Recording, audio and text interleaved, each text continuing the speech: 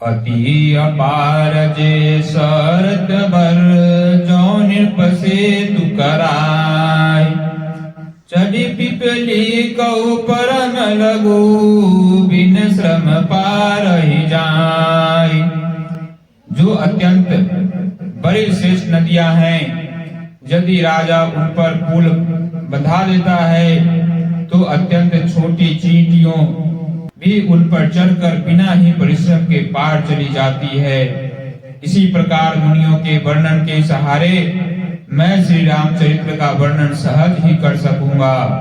यही प्रकार बल मन ही दिखाई, करी हूँ रघुपति कथा सुहाई। व्यास आदि कवि पुंगव नाना, जिन सादर हरि सुजस बखाना। इस प्रकार मन को बल दिखलाकर मैं श्री रघुनाथ जी की सुहावनी कथा की रचना करूंगा। व्यास आदि जो अनेक श्रेष्ठ कवि हो गए हैं, जिन्होंने बड़े आदर से श्री हरि का सुयश वर्णन किया है। चरण कमल बंदौ तिन केरे, पूरबहु सकल मनोरथ मेरे। कलि के कविन करहु परनामा, जिन बरने रघुपति गुण ग्रामा। मैं उन सब श्रेष्ठ कवियों के चरण कमलों में प्रणाम करता हूँ, वे मेरे सब मनोरथों को पूरा करें। कलयुग के भी उन कवियों को मैं प्रणाम करता हूँ, जिन्होंने श्री रघुनाथ जी के गुण समूहों का वर्णन किया है। जो प्राकृत कवि परम सयानी, भाषा जिन हरि चरित बखानी।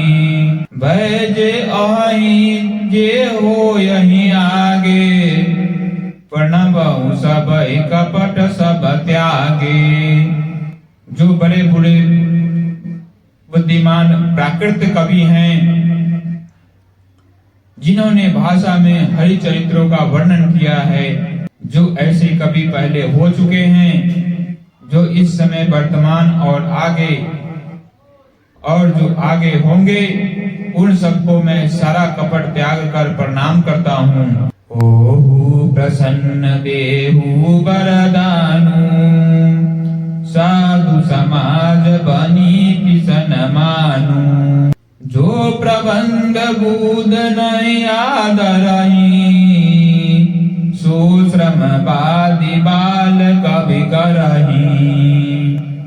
आप सब प्रसन्न होकर यह वरदान दीजिए कि साधु समाज में मेरी कविता का सम्मान हो, क्योंकि बुद्धिमान लोग जिस कविता का आदर नहीं करते, मूर्ख कवि ही उसकी रचना का व्यर्थ परिश्रम करते हैं। कीरति बनिति भूति बलि सोई, सुर सरि सब सब कहाँ हित होई।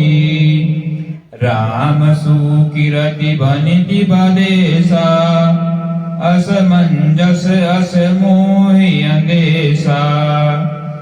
तुम्हारी कृपा सुलभ सो मोरे, सियनि सुहावनि टाट पटोरे। कृति कविता और संपत्ति वही उत्तम है जो गंगा जी की तरह सबका हित करने वाली हो। श्री रामचंद्र जी की कृति तो बड़ी सुंदर, सबका अनंत कल्याण करने वाली ही है, परंतु मेरी कविता भक्ति है, यह असामंजस्य है, अर्थात इन दोनों का मेल नहीं मिलता, इसी की मुझे चिंता है। परंतु हे कवियों, आपकी कृपा से यह बात भी मेरे लिए सुलभ हो सकती है। रेशम की सिलाई टाट पर भी सुहावनी लगती है। जय श्री राम।